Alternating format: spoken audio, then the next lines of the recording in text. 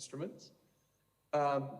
Some examples of good practices that we see would be a judicial officer who appropriately manages a conflict of interest, and the contrary being a judicial officer who conceals a conflict and allows it to influence their decision-making. Of course, that's not in line with international practice and erodes the rule of law.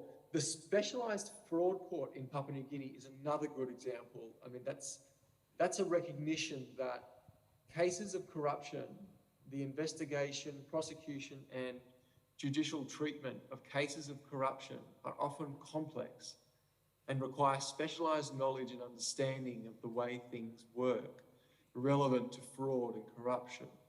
So this establishment in PNG and nomination of special courts or special trained and appropriately qualified judges to handle these cases is a commendable good practice. Similarly, proper, transparent, merit-based appointments of judicial officers and terms that give officers their independence, so they're not beholden to the powers of the state should they make a decision that's unpopular with the powers of the day when it's applying the rule of law. And that's a tricky one because you also need mechanisms that, of course, where judges aren't behaving appropriately or there needs to be disciplinary action taken, that can be achieved in the most egregious cases, but not achieved or pursued where it would otherwise influence or contradict the independence. Qualifications, of course, and training. And as a UN agency, UNODC, we're in the game of providing, advice, recommendations, and technical assistance in the area out of our reviews. Assistance and training is a tricky area. Judges in common law systems, as in any other system, are human beings. They are by and by distinguished members of the legal community with extensive experience in their field. But laws and practices develop over time. And what I wanted to emphasise today in the PNG context is a couple of the newer tools that have been adopted but not applied in great measure yet to fight corruption. And the first I mentioned is anti-money laundering. The provisions in the anti-money laundering amendments to the criminal code are really important. They were passed in 2015, I understand. And when we talk about money laundering, just to get us all on the same understanding or same wave, we're talking about changing the appearance of the source of money. It's really as simple as that. And successful prosecutions for money laundering are changing the way countries tackle financial crime around the world, in the Pacific, in our region. It's a tool, of course, to go after the money, whether that's the bribe payments, the proceeds of drug dealing, wildlife trafficking, general stealing. The bank robbery is a crime in itself. But what do you do with the cash? If you launder it through a casino or you use the assistance of a laundering fence to clean that money by making it appear that it came from a gambling win, or you falsify records to make it look like a cash inheritance from a deceased relative, the people involved in that conduct are committing money laundering. That's a really it's related to the Proceeds of Crime Act provisions as well. And in PNG, you've got some very progressive modern laws around both conviction-based, meaning the court has convicted a person of a criminal offence and can make an order to recover the proceeds of crime, and non-conviction-based forfeiture, which is a little bit more challenging sometimes when you're used to dealing with a criminal system where you don't have beyond reasonable doubt established offence.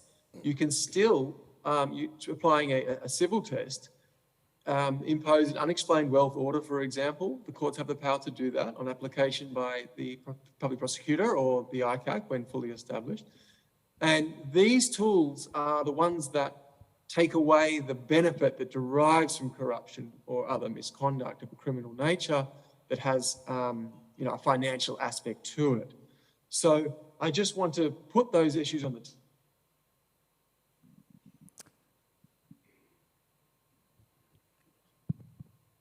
work we're doing in PNG, we might encourage and see the use of those important tools to strengthen PNG's response.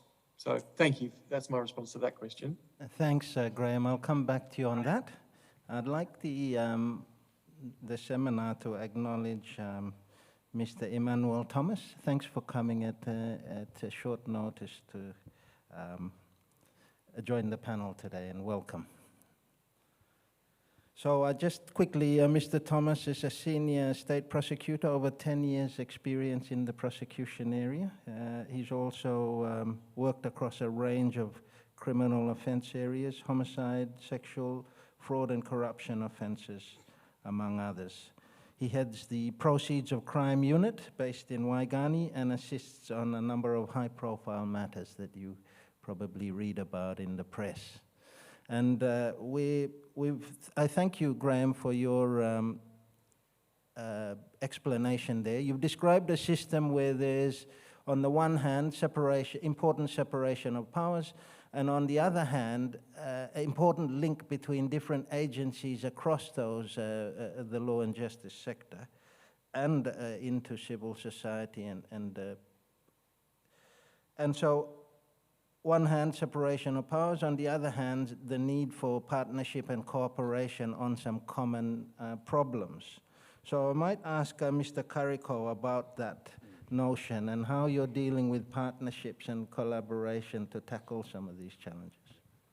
Thank you. So I think in terms of that point and that issue, I think with the law and justice sector in Papua New Guinea, and I think it's developed well in terms of the national coordinating mechanism that we have in place that's established to bring together all law and justice sector agencies. The NCM is obviously an avenue for the sector agency heads, the departmental heads, starting from the Chief Justice, the Police Commissioner, the Correctional Services Commissioner, and all departmental heads that make the law and justice sector agency get together to collaborate as a group to address many of our law and justice sector or law and order issues.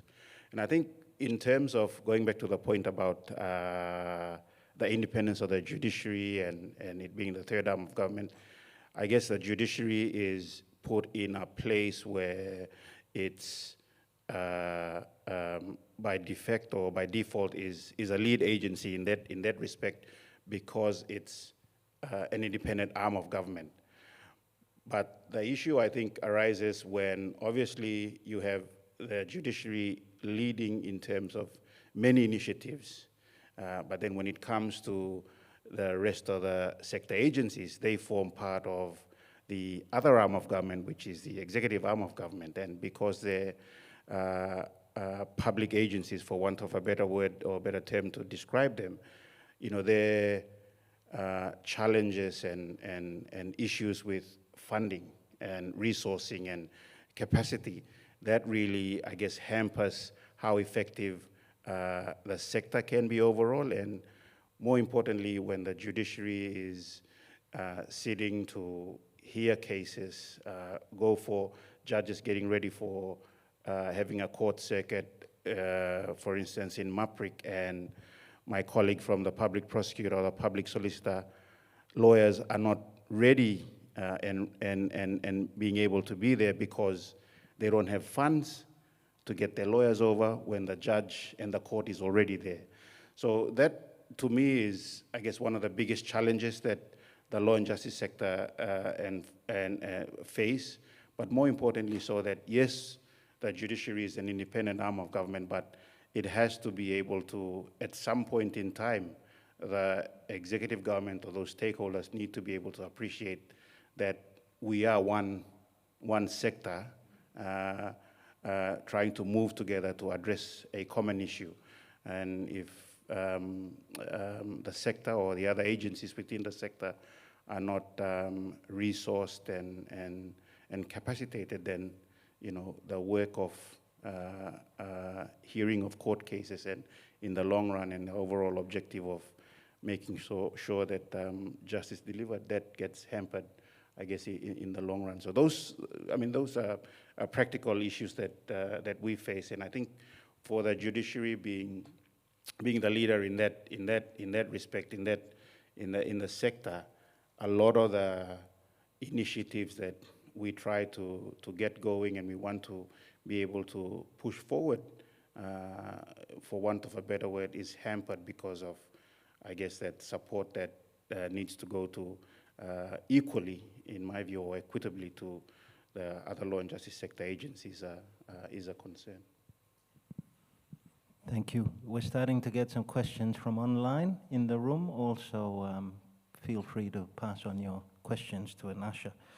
Look, we couched this conversation at the outset against this notion of public perception around corruption. So before we delve into some of the specific strategies, such as capacity you're talking about, I want to just step back again to that broader idea that we're responding and answering to a public that's concerned about corruption. So I want to bring the Office of Public Prosecutor in here, and I'll ask you for your feeling about that public perception on corruption, how you're seeing it within the OPP, and your role in reducing corruption to satisfy that public concern. Thank you, Mr. Brash. And before I proceed, I'd just like to extend the public prosecutor's apologies. He can't be in this session because he's involved in the leadership tribunal. Well, I guess for the public prosecutor's office, we do appreciate that not everything that comes to the office, would be an actual reflection of what's really happening in the country. It's the cases that actually get reported and that make it through that formal reporting system that end up before our office. It should be appreciated at the outset that we are only involved after the matter is committed to the National Court, and then we consider the evidence, look at how what's contained in the police briefs before we make that final decision on whether to proceed to have the matters tried or not. So we do appreciate the concerns that our citizens have, that they raise concerning many of the issues with public service and delivery of goods. And their definition of corruption is really a wide range definition. But I guess it boils down to whether or not they're actually seeing or feeling the effects of government services being delivered in their respective provinces or departments, organizations, stuff like that. But our hands are really tied until the matter comes to court, up to the National Court. And we do our best, given the resources that were provided. That's staff, prosecutors, availability, and then having to cope up with the pressures that are coming from the judiciary to service the other provinces. So we are coming back to the question, we do appreciate that there is a big concern and our people's cry about the need to do more to deal with corruption. But as far as the public prosecutor's office is concerned, we can only take it when it's properly before us, and that's when the matter is committed to the National Court. Then the public prosecutor has its own process of determining whether there is enough evidence for us to take the matter to trial. Beyond that, it's really a question of the evidence. If it's there to finally put, those who are alleged of committing these crimes away. So. Yeah, just a follow up there for you. So we've also heard this morning from our speakers about the introduction of ICAC within that group of actors trying to address corruption. So, yeah, how are we going to work as a sector to bring ICAC into play and take advantage of this reform? It's with respect to discussions around ICAC, the public prosecutor's office and discussions that we've had internally, we recognize the need for ICAC, and we do commend the government for introducing this new system. In addition to ICAC, we've had like proceeds of crime legislations that have already been in place, anti-money laundering systems that have already been in place and that have been introduced into the systems that we currently have in the country. But it would be something that we develop as we go into these things, because like these are the foreign ideas that we've brought in, which on face value, they are good for the country. But the challenge has been the application. And the big thing is the appetite of our police investigators, the guys who would really be doing the investigations into this, to go after, to embrace these big concepts, get their mind around the hurdles involved and the technicalities involved in these things, and then to actually get some real work done to give effect to these new systems that we have in place. So we support the ideas. They are good concepts and they're good tools to have in the country to combat, but then it's the enforcement part of it that will really be a challenge. Thank you. Secretary, I'll ask for your opinion on that, how we work together to make sure ICAC works. Yes, I think it's,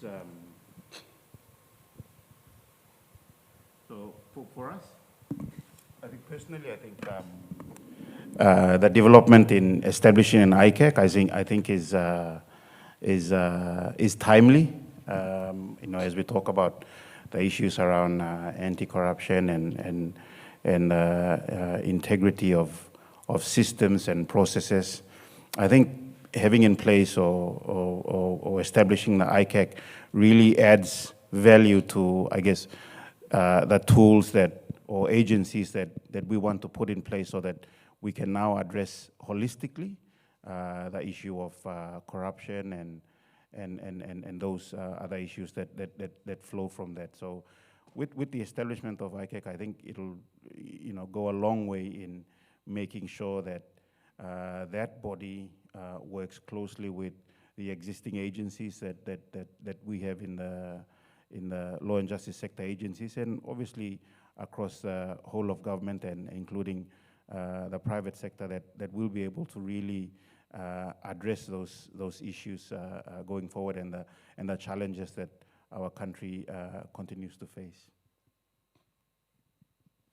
Thanks. And from your perspective as a partner in anti-corruption, Graeme, Gunn, what's your view on how effective anti-corruption or on effective anti-corruption in the sector in PNG? How should it come together?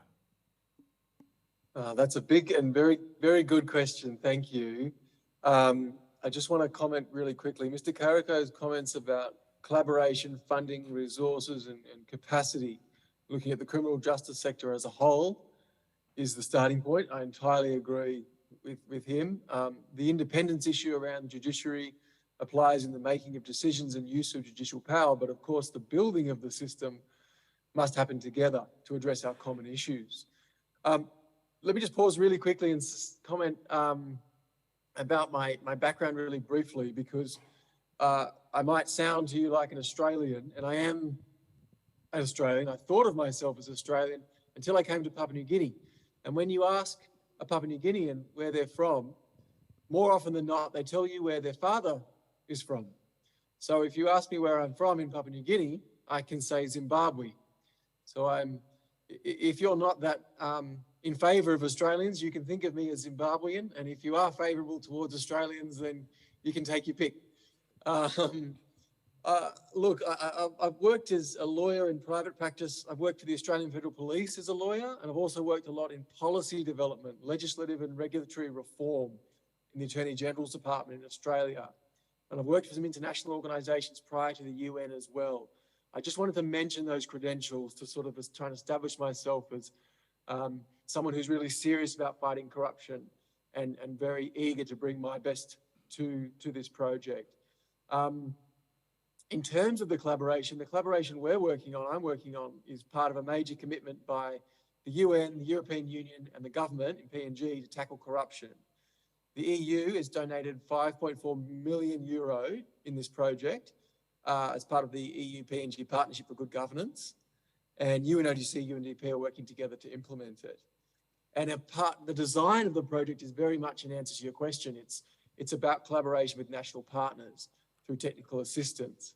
And for the UNODC's part, we're working very closely with the interim ICAC on its establishment, its functions, preventive and operational, and also building the capacity of the RPNGC, National Fraud, Provincial Fraud teams, and the OPP. So we work as well with lead policy agencies, DJAG and PMNEC, as well as NGOs like TI. So it's very much a partnership approach with the law and justice sector, and it occurs in that framework. And indeed, the approach evolves as we learn and come to understand the work and the environment a bit better. But can I just offer some key observations so far? I arrived in Port Moresby, and I live in Port Moresby. I'm sorry I'm not with you today. I'm just with a delegation from PNG in Sydney this week, but I'm usually there in the country. Based on the work we've done so far this year, I'm pushing to break down silos. There are siloed approaches, and I'll give an example in a moment, but each agency rightly understands its own business very, very well. But the way in which agencies can share information and support each other, I think there's a lot of scope to improve the response collectively. We are identifying barriers as we go, whether those are environmental factors like legal issues or political will, institutional factors like resources, and then there's the individual level, skills and knowledge, qualifications and expertise. And there's much more to it, of course, but those are the sort of headlines. The project's about building relationships and trust, and between us and our partners, but also within the partners. And as with the judiciary, investigators and prosecutors are also on that same journey I talked about with anti-money laundering and proceeds of crime. So what might a more effective anti-corruption approach look like in the sector? Well, look, I'm going to start with, maybe unusually, the international partners and donors. We're a part of this, and we need to be and can be better coordinated. We have to be really careful that we provide high quality advice on a professional footing, and we put Papua New Guinea first. I think we do achieve that most of the time, but I'm quite new to the international development space in the UN context, so I'm very open to where we can improve our own practices. At the political level in PNG, I just want to acknowledge the Prime Minister has put law and justice and anti-corruption among his highest priorities. So every politician and every executive member of government should be aware of that. There are significant political commitments at the highest levels. The UN Convention Against Corruption is the leading international instrument on anti-corruption, and it was ratified by Papua New Guinea in 2007, the first Pacific Island country to join and show leadership on the international movement to fight corruption. We've also got better whistleblower protection in legislation passed in recent years in PNG, and of course the establishment of the ICAC is a key step forward. The Prime Minister emphasised all these things in his recent address following the last election, and we look forward to the appointment of the commissioners, the commissioner and 2 deputies, which will move the ICAC from an interim commission to a full commission with all its powers. So those are all really positive steps, and we look forward to those appointments. The implementation of a better anti-corruption system is a nation-building exercise. You know, these better information sharing, stronger relationships, greater trust between agencies, and breaking out of these silos is going to help us build a stronger public sector, a greater trust in every agency, and greater delivery of essential services to the people of this country. Yes, resourcing is a massive issue, and I think that's across the board. But let me just come back to the more practical side. In August 2022, under the project, we did a law enforcement training in Lae, Morobe province, with 8 different PNG agencies, 11 different provinces represented. The police, the prosecution, ICAC, FASU, the Financial Investigation Unit, the Auditor General's Office, the Ombudsman's Commission, the Investment Promotion Authority, and I think I might be missing some in that list, came together and worked on a hypothetical but highly technical and difficult case. And it became apparent after the 3 days we spent together and a lot of the feedback we got from the participants that breaking down those silos was a real pathway forward to make the cases easier for the law enforcement agencies. Law enforcement is terribly difficult to be an investigator. When you talk about resources, the team at the NFACD are really suffering and have been for a long time. They lack the basic resources they need to do their jobs. If we can share information and help that task together, will make a huge difference. Thank you. Sorry, I went a bit long there, but those are my remarks. No, thank you. Much appreciated. So look, again, we're hearing about key issues, coordination, capacity coming up repeatedly, a lot of political will, so a lot at the institutional level, if you like, and political level. But I guess the question here is, how about answering those, what other strategies are needed to address this community concern around anti-corruption? How do we engage our community as part of that? So maybe I put that to you, Secretary.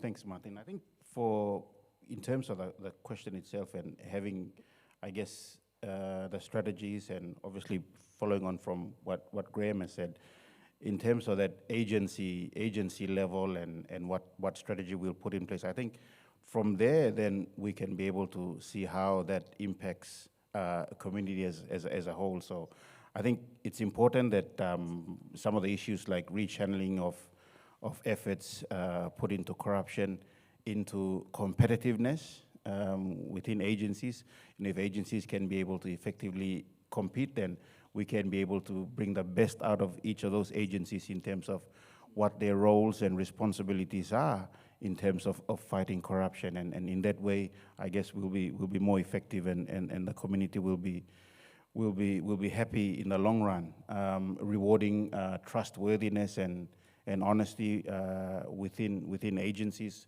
themselves. We've spoken about whistleblower legislation. I think that's something that the government has introduced, but I think effectively implementing a whistleblower legislation will give confidence to not only staff or people who work in the different agencies, but also the community in a wider aspect.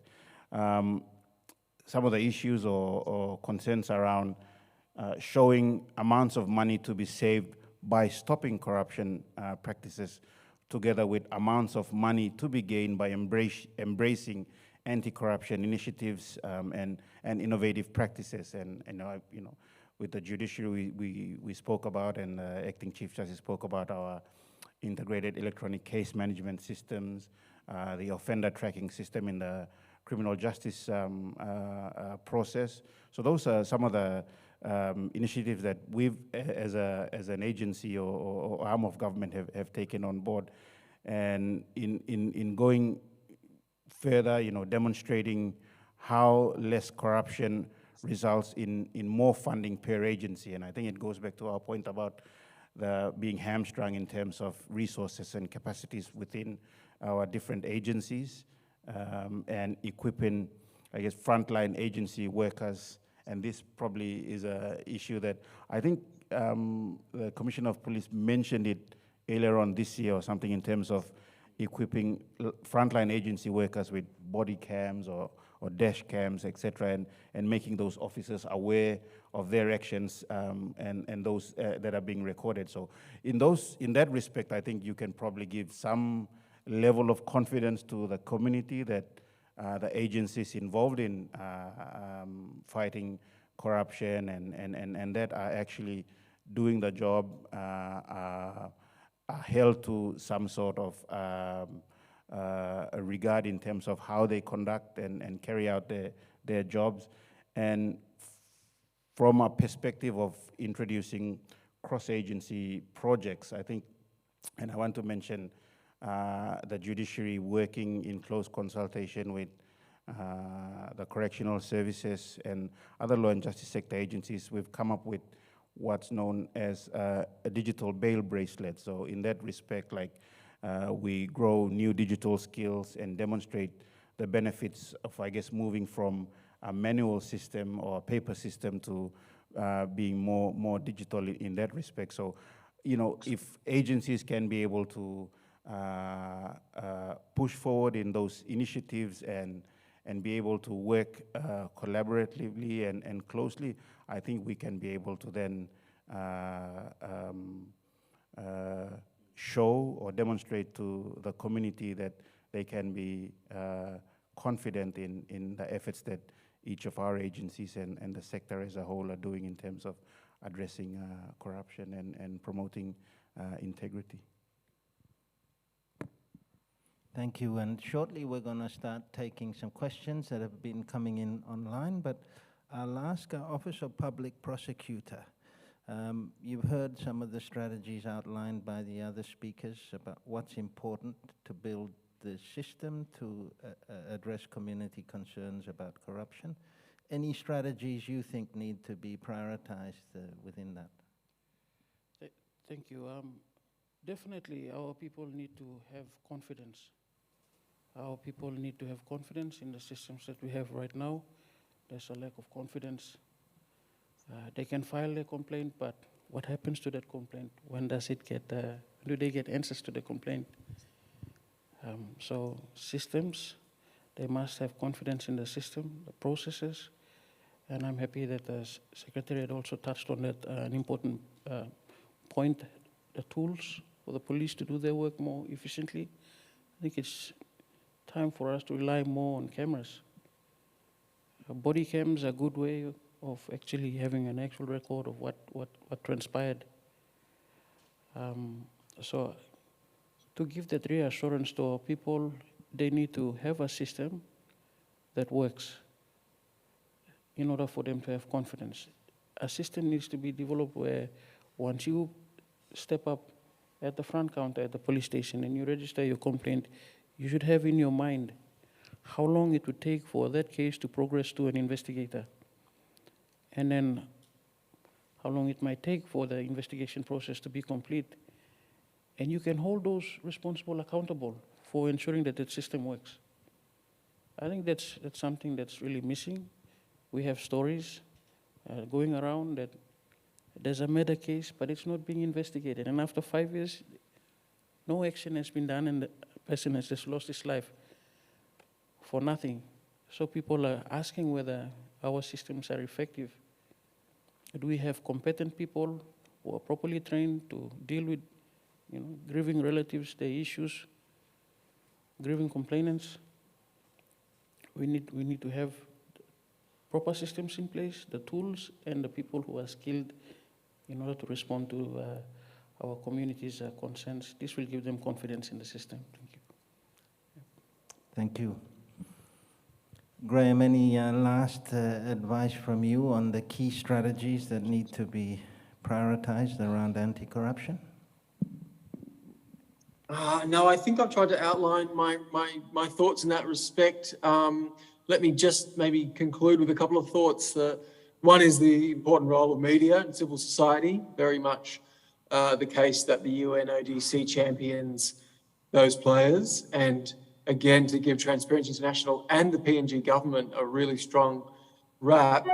In the international fora that deal with anti-corruption in the UN context, the PNG delegation that we took to Vienna, Austria last year to talk on the international stage about what Papua New Guinea is doing to fight corruption with DJAG and other agencies. Papua New Guinea was the only country in the world that had a Transparency International, that had a civil society representative in their official delegation. Now, a lot of countries do a lot of good things with civil society, and they talk strongly in favour of the role of civil society, but Papua New Guinea was the outstanding leader in that space, having a member of Transparency International in the official delegation, in the room, supporting government and talking to government directly. So that was a real achievement for PNG, so congratulations. In the UN context, again, some final thoughts. The technical compliance with the UN Convention Against Corruption is being progressed. at the moment. The second cycle review is underway for PNG. We had the on-site visit in May and met with many of the agencies representative in the room and civil society. The report will be forthcoming and it focuses on the prevention of corruption and asset recovery. So two really key issues that we've been talking about today. We'll see more in that. But yes, integrity is the critical ingredient to the PNG Vision 2050 and the Sustainable Development Goals of the world. So we look forward to assisting PNG in achieving the triumph of the rule of law, which is in essence what we're talking about to build a stronger nation. Thanks. Thank you. We'll start taking some of the questions that have been coming our way. So a question online from Michael Saravella. But is there really a clear line drawn in PNG when it comes to separation of powers? And also, like what we saw in the recent national elections this year, how can we as a nation really implement and ensure that enforcers of power respect their separate fields of power and their functions? Over to you, Secretary, if you don't mind. Thank you, Martin, and thank you for that question. So I think it really, I guess, boils down to, obviously, when we talk about the separation of powers and for the judiciary, and I think for me personally, you know, a judge is independent once he or she walks into the courtroom and picks up the case file and then starts his or her case, and that aspect of independence goes to the real notion about the judiciary being independent and making sure that everything that goes with that independence results in a just, equitable decision that is made in the case. I think in terms of the question and how the examples of what happened during the elections have come about, I think it really boils down to each of the agencies tasked with the responsibility of providing whatever support that they need to do in terms of making that electoral process transparent and accountable in all its aspects. So really, you know, from my point of view, it goes back to each of the agencies of government taking part in that electoral process to actually be doing what they're supposed to be doing on any given day during that campaigning or polling or voting period. And you know, yes, we've seen and experienced what's happened in the last election, and I think that sort of, in my mind, poses the questions that we need to be able to wake up to ourselves, how we engage in discharging our responsibilities, roles and functions in that process of conducting elections. Thank you. I guess Michael's question is, though, you know, was there a breach in the separation of powers? You know, how big was it, and then what are we? How are we addressing that into the future? How is that addressed? Has it even been addressed? I wonder if Secretary or other panelists want to comment on that follow-up question. It really is a very astute question and an important one. I think the question's going to the practicalities, you know, the effective, independent and proper administration of the criminal justice system, whether it's investigators, prosecutors, judges, or the institutions that employ them. That is the key to, you know, ensuring there's no impunity at all levels of society. But you're talking about concepts that are just ideas, and in the practical terms, and I can't comment specifically on the PNG election, but in practical terms, you have to start with a public and a civil society that care about their institutions' integrity and reporting of corrupt conduct and understanding what it is. Investigators that have the resources and independence to do their jobs, prosecutors that have the resources and independence to do their jobs, and the judiciary to do the same. And without those, it's very difficult to ensure. So it starts with values at all levels of society, and civil society is a critical function of that, from media reporting, civil society agencies, but the public service itself has to care about these issues. And I'm not making comment about PNG specifically, but pointing out the interconnectedness of these issues. Thanks. That capacity theme coming up again, I'll ask the comment from the panel about that. And what is that capacity gap like that we keep referring to in broad terms, and what's being done to close that gap out? Can we get some insight on that from the panelists? Thank you. With respect to the Public Prosecutor's Office, it takes a while to train officers up to that level where they're regarded as gazetted state prosecutors. So we'd like to think that it's a very specialist kind of role. You can't just get a lawyer and fill that vacancy when we are short of lawyers. So that's why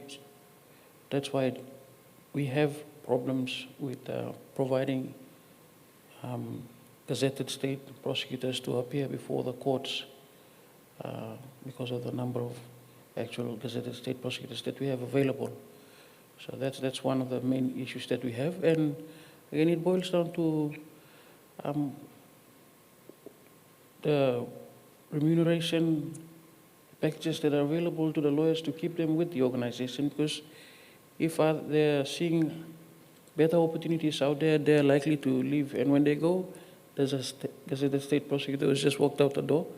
It will probably take another 5 years to replace someone like him. So that's the realities that we face in the Public Prosecutor's Office in terms of provision of lawyers to adequately meet the court's demands. And then the gap. There's like a 20-year gap now between the public prosecutors and the new crop of lawyers that we have in the office. So it would take that long again to bring trained prosecutors up to that level where they can now address not only the normal criminal offenses that we've heard about whilst going to school, but these new offenses and these new practices that are coming into play right now in the criminal justice system. So these are the real challenges that we experience. Thank you. So, and there's also been reference to the resourcing issue as an extension of capacity. What's the status of play there in terms of the resourcing for the sector in order to move forward with some of these initiatives? And how far off the mark are we from being able to deal with it properly, or are we close to the mark? Oh, in terms of being close to the mark, I would honestly say that we're quite far off. We may be a bit close in Waigani, not really close, but in terms of our branch operations throughout the country, really off the mark. Most instances, we just have lawyers that are being sent there every month to do circuit. For the branch officers that are operating the branches, we are not adequately staffed. Resources such as computers, vehicles are not there to help us to perform our duties well out in the provinces. So that's the real picture, is that although we carry ourselves around as being state lawyers, and they refer to us as being state, resource-wise, it's a completely different picture. Are these guys really the state? They're asking these questions. Where is the state's power here in this office? It's not reflected there because the facilities are not there to back that very important office that we carry in serving our little people. And this is in all 22 provinces in the country where we experience these immense challenges. And we can't keep going back to our police officers to fill in the gaps, or our counterparts. You'd like to some degree, show your independence to stand on your own and to, independently decide on how to prosecute a matter without giving that impression to the wider public that, oh, this state prosecutor is talking with his lawyers on the side because he needs help to do his photocopy or he needs to be transported to court. Doesn't look good. So that's the bleak picture. Yeah. Secretary, your views on resources and capacity? Thanks. I think I'm of the view that obviously, when we talk about resourcing and budgeting, the judiciary, for want of a better term, is a special case in terms of our budgetary process is direct from the Chief Justice to the Prime Minister, and it doesn't necessarily follow what the other agencies of government do through that budgetary process, through finance and planning and treasury. But to the point about resourcing, I think in our efforts to ensure that our services are both effective and efficient, we want to be able to also carry the other law and justice sector agencies with us so that their work and their responsibilities in terms of the police going out and doing investigations, putting the case together, bringing it to a committal court, and then comes to the public prosecutors and then to the courts. We want to be able to see that there's an equitable distribution or corresponding distribution of resources that the line agencies or agencies within the sector can also be able to get, so that it reflects on the work of the courts being effectively done in the end. And I think a lot of the times that I've been involved in terms of the judiciary consulting with the executive government on its budget, we've made the point every time that other agencies within the law and justice sector must also be resourced to a capacity that they can be able to respond meaningfully and effectively to what the courts are doing in terms of making sure that they sit for circuits to be carried out and all that. And I think, from personal experience over the last few months in terms of putting together the budget for the judiciary, we've gone that step further in that we're not only betting for ourselves, so to speak, but betting also for the other law and justice sector agencies to be able to be given that much needed resource and capacity so that their work is efficient and effective, and it leads to justice being delivered, so to speak. Thank you, sir. Look, we had some comments. I think, Graeme, you highlighted them well when you referred to communities and the role of civil society and citizens in demanding solutions to corruption problems. So I'd like to look into that a bit, because this morning we heard our keynote speaker, the judge, make reference to our PNG ways, very strong people-to-people relationships. And he gave the specific example that it trumps the system because a one talk asks for a file and the file disappears and never makes it to court. The power of that system permeating across the law and justice and the formality of the law and justice system that you're trying to establish. Do our communities, is this call for corruption and call for anti-corruption, how genuine is it when we think about the wider PNG community? Is this catching on? Is the demand coming from the provinces and communities in the same way that we see about it in the cities through Transparency International and others? Be interested in your views on that as a panel.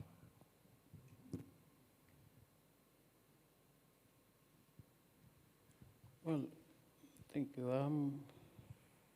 In answering that question, I have my experience with the Public Prosecutor's Office. I've served a lot, especially up in the Highlands, moving between Groka and Wabeg. And yes, once you leave someone in the province for too long, there develops this familiarity. And when you are a small province and you have a big organization, such as the Public Prosecutor's Office or IRC or one of these bigger government institutions based in with provincial offices in those smaller districts or provinces, you become regarded in our little communities as a big man in that area. And then who is connected to that big man? And so, yes, to an extent, our ways, our Papua New Guinean ways of respecting elders or respecting those big men in the community sort of accommodates that these sort of relations, which to an extent it fosters, it borderlines on corrupt practices. Sometimes when there's big events in the community, there's like a feast, you would probably get some food from a particular group of people who respect you because you're living within their community. And then it happens. I mean, then you might end up having to deal with a case there, and because of what's transpired, they expect you to act in a certain way. And sometimes you fall into the trap. But it becomes a bit of a tricky situation trying to navigate around our customs and our ways, practices back in the rural areas. So it is a reality, that challenge to draw that fine line, yeah. And I think in addition to that, I think it's incumbent and the responsibility onus falls on us. For instance, my colleague mentioned about, we're known as a big man or something like that, but the responsibility also falls back on us to actually go out there and educate our community and our people that, yes, we're related or we have this connection, but this is what the law is, this is what the process is. You've got to be able to subject yourself in whatever you're doing, whatever matter that you have, subject it to the process and let the process and have confidence in the process to be able to deliver a favorable outcome, whatever it is, to you. And I think many a times, I think we probably miss that mark in ensuring that we have that responsibility to educate our people that the law is there, the process and systems are there. We must be subject to it and hope for the best. Any views from you, Graeme, on that? Thank you. In all humility, it's important, I think, for someone in my position to acknowledge that PNG people will know much better the cultural context. But if it's helpful in terms of the narrative or in terms of the understanding of what we're talking about, I think we're really talking about competing values. Do people in PNG value the idea of the rule of law? Yes, I'm sure they do. Do they value good governance? Yes, I think that's an even greater value, because so often we look at the health system, environmental protections, the building of educational facilities, schools, pay for teachers and police officers and those sorts of issues. They are all underpinned by the concept of good governance. So citizens want those things, but corruption, of course, corrodes them. So people don't want corruption, they want good governance and they want the rule of law. But of course, people value helping out their family, their friends, their alliances in their communities. And I've heard a couple of examples recently here at the conference in Sydney. An Australian man was talking about when he worked in a law enforcement agency and he was drug tested and he was actually taking some innocuous not pain medication, cold and flu tablets. And he didn't mention them when he had the blood test. And when the results were being processed, a friend of his from university sent him a text message and made a bad joke about, you've got to lay off the steroids or whatever the allegation was. And now this man is a man of integrity who received the text message and had the drug report. He would have been able to explain, okay, yeah, I had drugs in my system because I took cold and flu tablets, no issue. But what worried him was that someone on the inside, someone with access to those results, sent him a text message trying to make a joke, but breaching the confidentiality of the entire process. He was faced with the conundrum, do I report this or do I just keep it quiet? And he chose to report.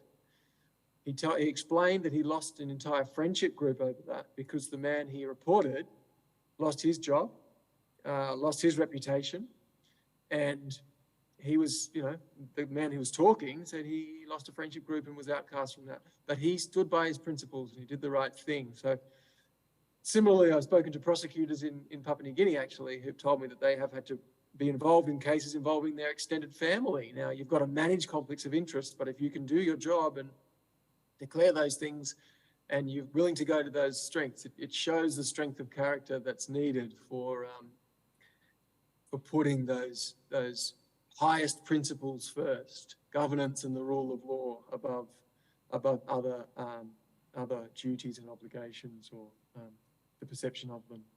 Could I just touch quickly while I've got the floor on the resource point? Because I did mention RPNGC, but I think it's really important to comment on when we're talking about resources and capacity, given how closely I'm working with the ICAC. I've already mentioned the important next step is the appointments, but the budget allocation is equally critical. Consistent and sustained budget for the ICAC will be absolutely essential. And the Judiciary mentioned, the example from the Judiciary was mentioned about direct budget processes. Whatever the process, it needs to be sustained. It can't be reliant on, you know, foreign partners or other sources of income. To be successful and for the ICAC to be enduring and to meet its enormous mandate, that budgetary factor is so critical here for the ICAC to have that, you know, transparent, clear and predictable and adequate funding. That's going to be absolutely essential to the success. The ICAC's got a huge mandate. I don't know if colleagues in the room are aware, but there are a lot of independent commissions against corruption around the region. I don't know if I've seen one that has such a broad mandate. So establishment, of course, is the first priority for the PNG ICAC. Collaboration is going to be key. So the ICAC is expected to set itself up, prevent, educate on corruption, engage in international coordination and to some extent, domestic coordination and collaboration, investigation of corruption offences, prevention and prosecution. So it's a full suite on the law, which means everybody in the sector is going to need to help this to be successful. Thank you. Thank you. We are starting to run out of time, or we are out of time, in fact. So maybe we'll stop here and just take note of our discussion. So today with our panel, we've been talking the case against corruption. How can PNG's law and justice sector do more to deter the corrupt?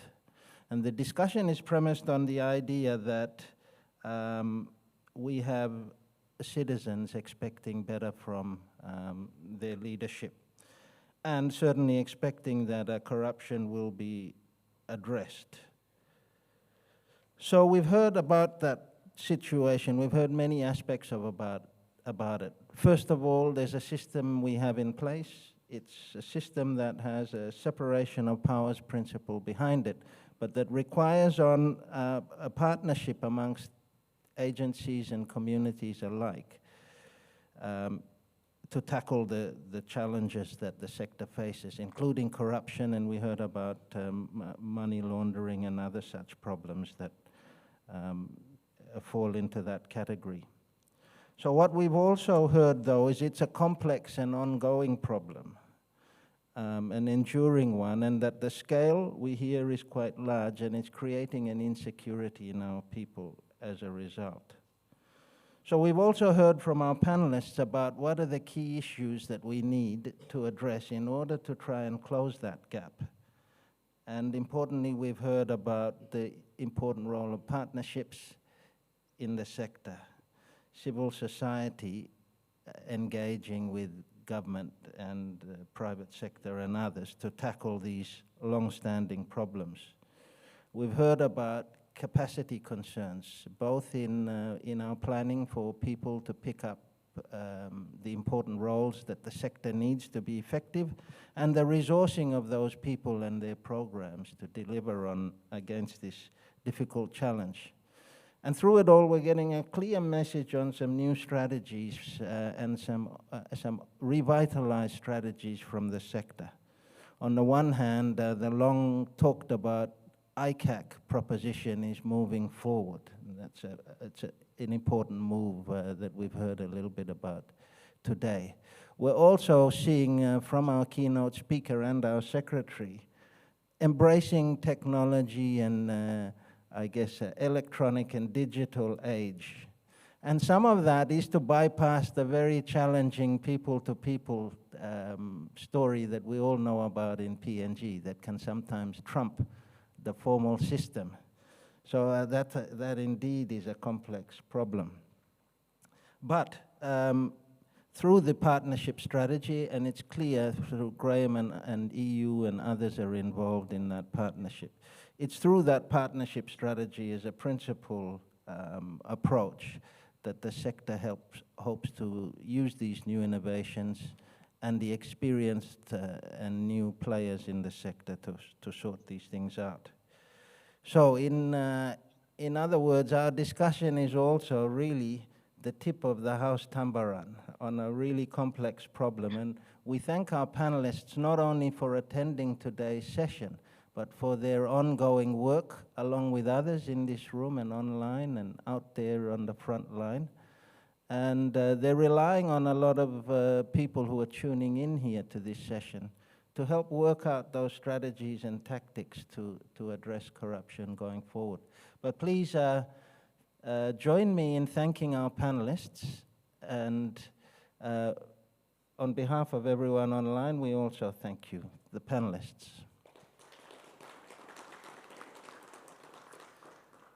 So look, we're gonna go for a break, and we will actually ask the panelists to hang on stage for a photo session. We'll wait for my makeup artist to come in first, and then we'll get that photo session underway. But thanks to you, Graeme, as well. Much appreciated your time and input, and keep up the good work. And thanks to our panelists here.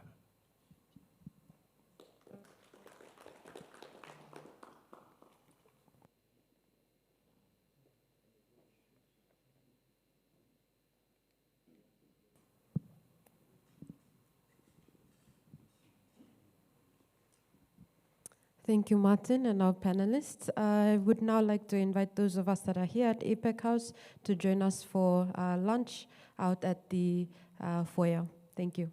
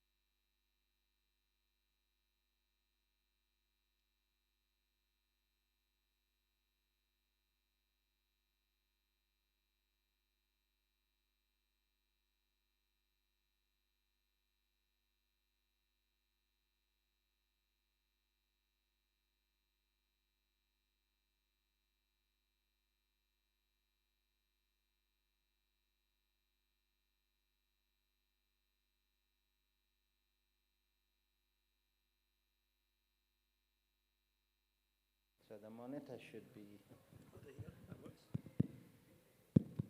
testing.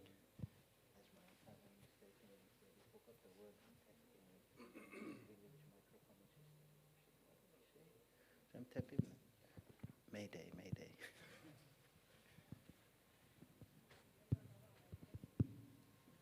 Okay, these two are working well. I'm presuming we're offline until you start. Huh? 8 minutes.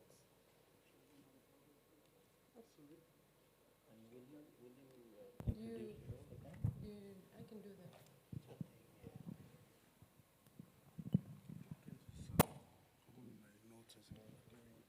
Sure. Yeah, you're more than welcome to read off your notes. You'll see me juggling my papers there. So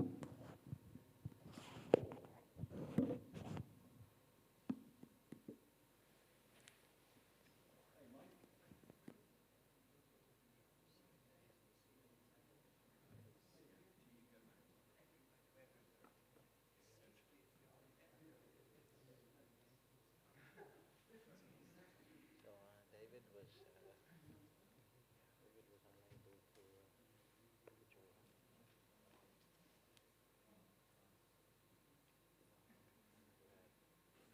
Not David.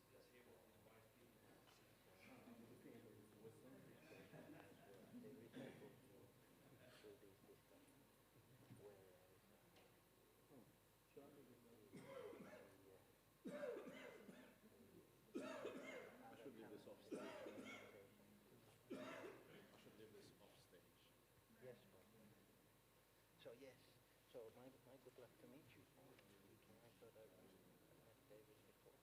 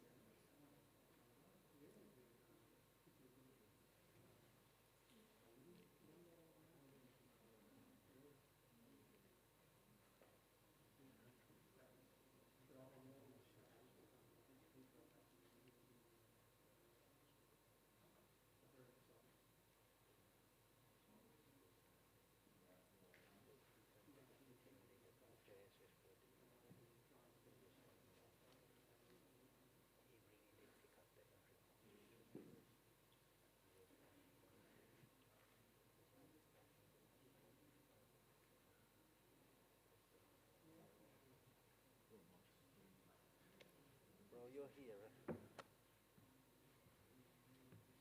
Just a quick thing, the possibility that we may have to share a mic between us. I mean, there'll be a couple of them.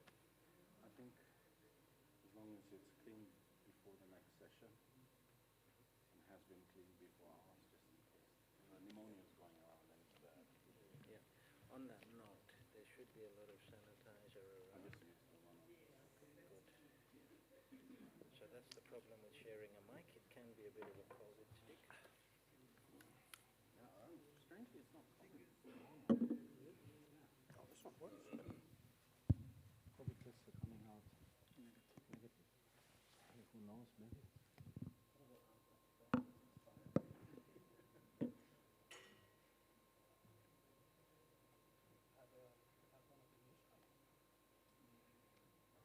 Spent 2 years, over 2 years of my life there as a volunteer. And I helped with the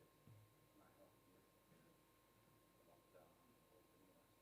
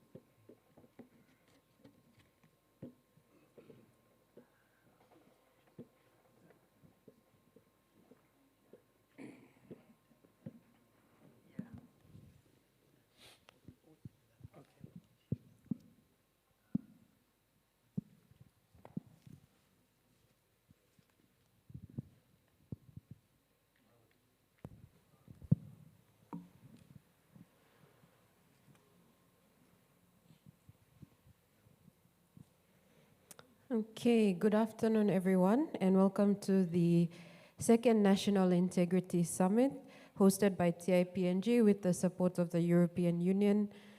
Again, my name is Ariane, for those that are just joining us, and I lead the team at Transparency International PNG.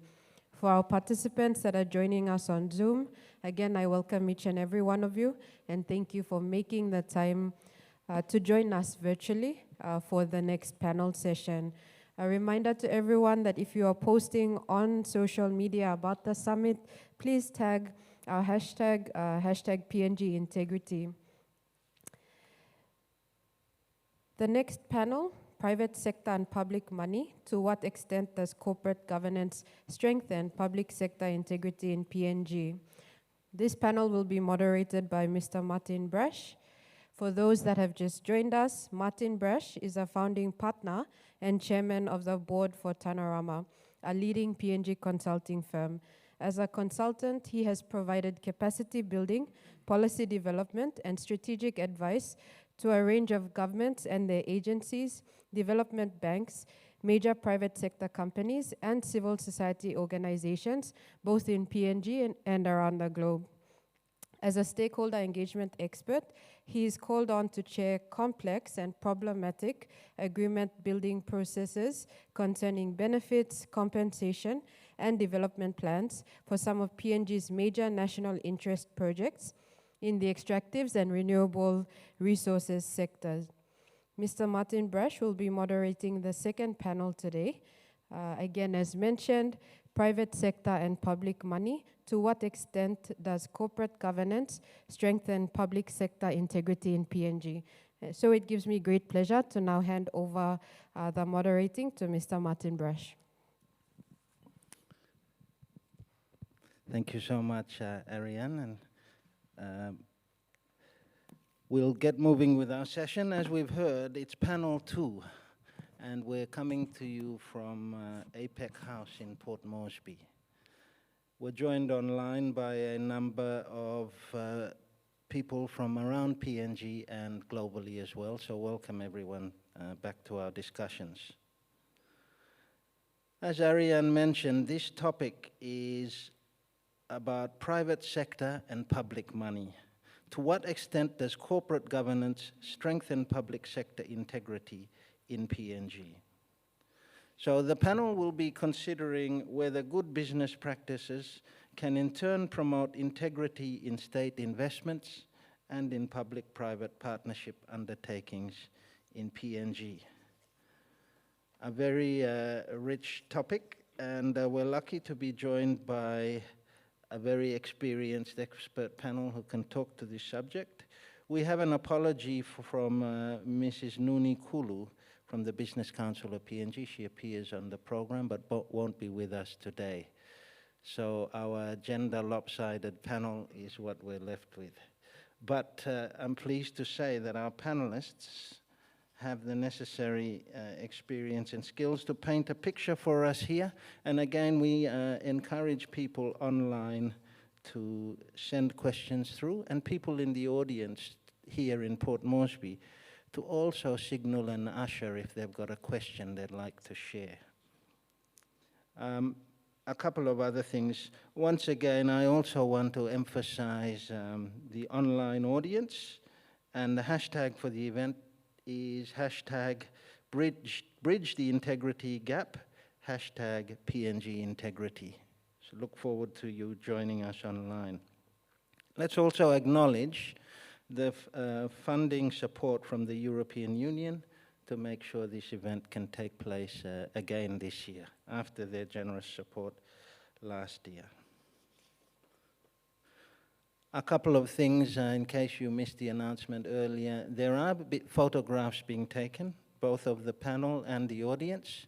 If you don't want to appear online, just in case you told someone you were going elsewhere and ended up here, then you may want to let the ushers know so you can be, you can have your face clouded out from the image.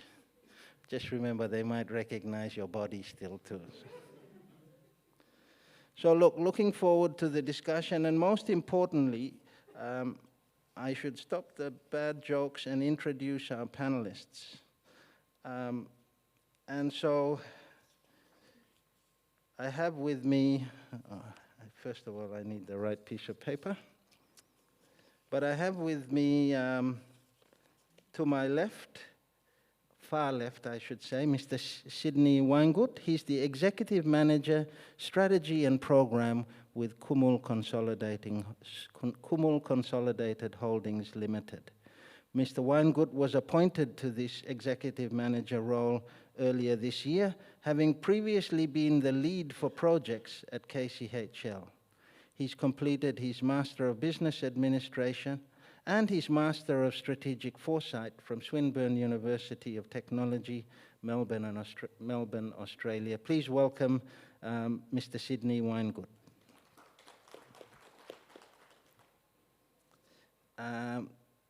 To my left here, Mr. Anthony Yauyeb, known to many, is a well-known economist in Papua New Guinea.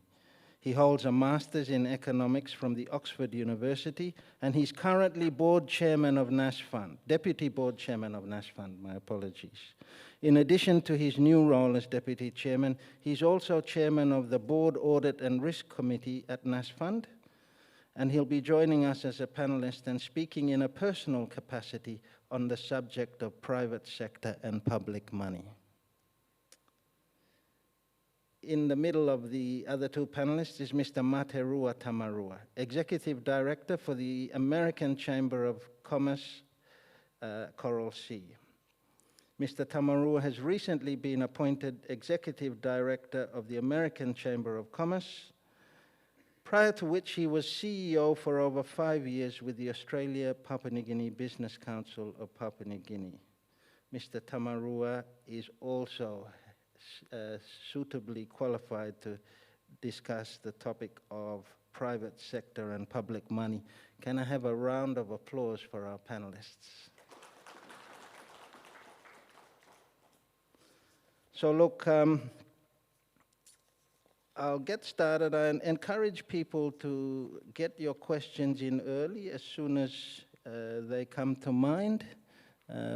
We didn't have that many questions in the first panel session, so we're encouraging that this time around. So I might get started. A broad question for Mr. Yauyeb first, but I'll let you take it in the direction you need to. And we're interested in the difference between corporate governance versus good governance in the public sector. Thank you. Abinu Nogada. So governance in the public sector is quite broad.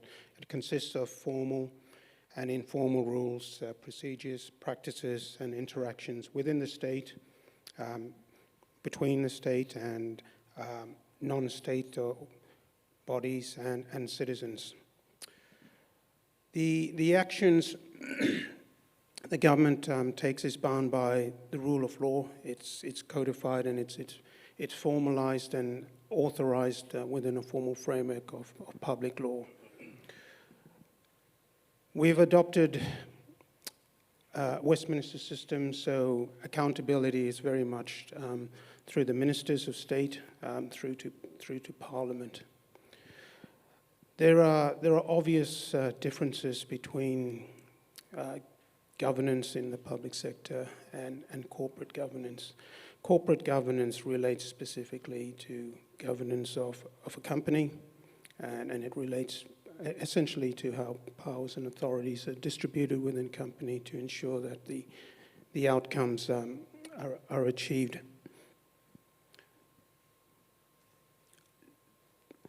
Notwithstanding, some of those differences, there are a number of similarities, particularly around sort of the principles that apply both to governance in the public sector and corporate governance.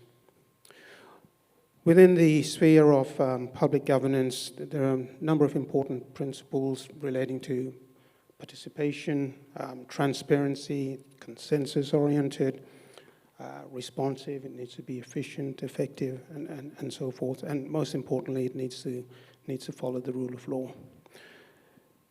Within the corporate governance space, there's a triangular relationship that connects shareholders, the owners of a business, the board of directors that are appointed by the shareholders, and the management. And this triangular relationship addresses what's called the principal-agent problem and some of the information gaps that relates to management having greater information than the shareholders. And the board of directors really discharges its duties to ensure that the outcomes are what's in the best interest of the organization. So not necessarily the shareholder, it's even though it's owned by the shareholders, it's the best interest of the company. And so there are a number of principles that that support good corporate governance that are perhaps not as explicit in the public sector. One of the key differences between the public sector and companies is that there is a multiplicity of objectives, a diversity of objectives for the public sector. There are many different stakeholder groups, and all these different interests have to be balanced in pursuit of the public interest. For shareholders, the principal concern is for an incorporated company is with maximizing profits in a sustainable manner. And so the differences in objectives leads to very different mechanisms for governance between the public sector and companies. Not only are there incorporated companies under the Companies Act, but there are also non-profit organizations as well where corporate governance matters, and these are entities established under, for example, the Associations Act. Thank you.